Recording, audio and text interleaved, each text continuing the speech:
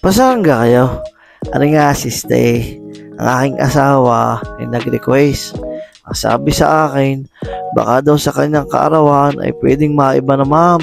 Baka daw pwede kaming pumunta sa Singapore. Alam nga naman, di ating pinagbigyan iyan. Ika nga sa akin ng aking mamay, mawala ng yaman, wag layabang. Alin naman ay minsan lang at minsan lang mangyayari sa iyong buhay. Ating susulit-sulitin na. Minsan lang tayo makaalis ng bansa pagkakatagal din naman napatigil at gawa ng pandemic na yan. Di nga maituloy ang pulong, talagang hindi ko napapansin ang aming palang nilalakad na inamang haba na talagang nananakit ng paa. Pero kahit gayon parang hindi ko baga nararamdaman masyado. Paano sabik na sabik? Yun naman 3 taon din bago nakalakad din Ayun nga, sa haba ng ating pinagpulungan hindi ko na napansin kami nakarating na rin din sa may pinto. Kami sinalubong din ng mga flight attendant. Kababait, itinuro sa amin kung saan kami uupo.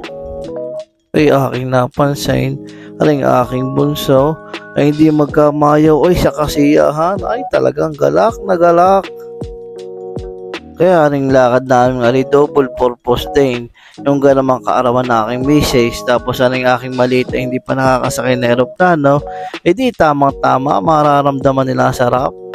Siya ang aming eroplano lilipar na, dito na lang tayo magkita-kita sa Singapore at kay babalitaan ko na aming pinaggagawa. Pagkaraan nga ng halos 3 oras, di kami nakarating nga din sa may airport. Di nga kami naglakad-lakad na at kami makapunta na doon sa aming hotel na pinag-booking para kami makapasyal na. Di po nga kami pagkagaling sa hotel at naibaba mga gamit, di kami dumaritso na din sa una naming destinasyon.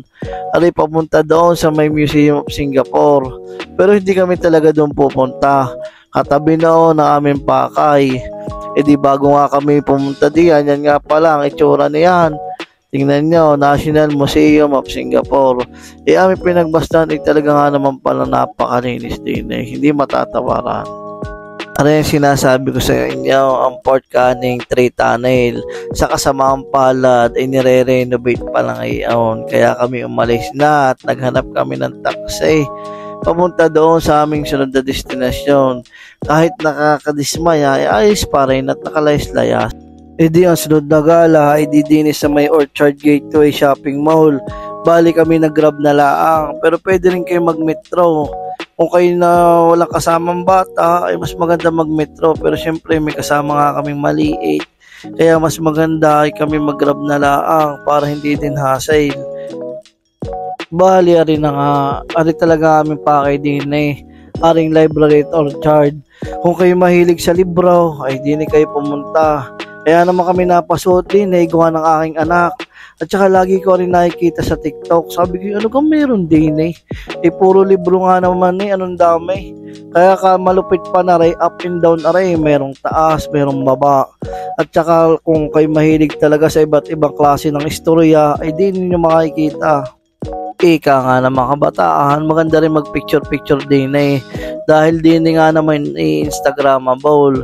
At saka napakaliwalas din full air condition, kaya minsan kainit nga naman din sa Singapore. Kaya kahit pag lagi nasa labas. Bali yung nakita nyo kanina, yun ay taas. Naman pinakikita ko ngayon, di yung baba. Kitang-kita nyo naman, sobrang daming libro. Ang aking anak talagang gumamit pa ng hagdanan at ayos naman ang imot-imot ng aking panganay. Pagka ako nagbukas na hindi aari sa akin. Sa daming nakakatamad magbuklat na magbuklat. Nung makatapos nga kami maglibot-libot doon sa may library at mga picture-picture, di kami lumabas din sa mall at kami naggala-gala.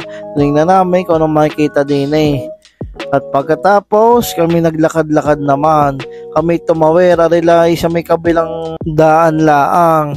Sus ko po, nung paglabas namin nga din din mo pala makikita ring Marina Bay Sands.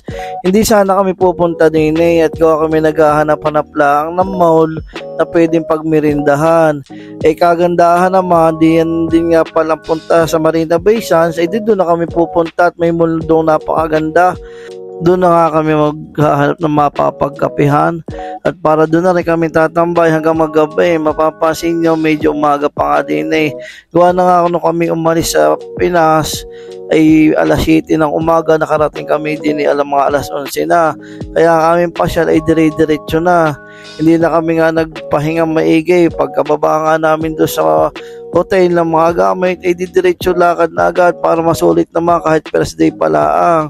Dahil bukas sa second day siguradong mapapalaban na ng lakaran. Talagang maghapon na ang gagawin.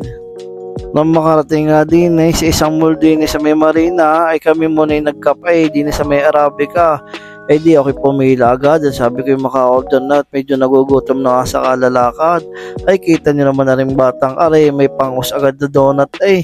Eh sa hilig naman sa donut, kita mo ga, may pagpost-post ka pang bata ka. Eh sayang-saya, giliw na giliw kahit pagod.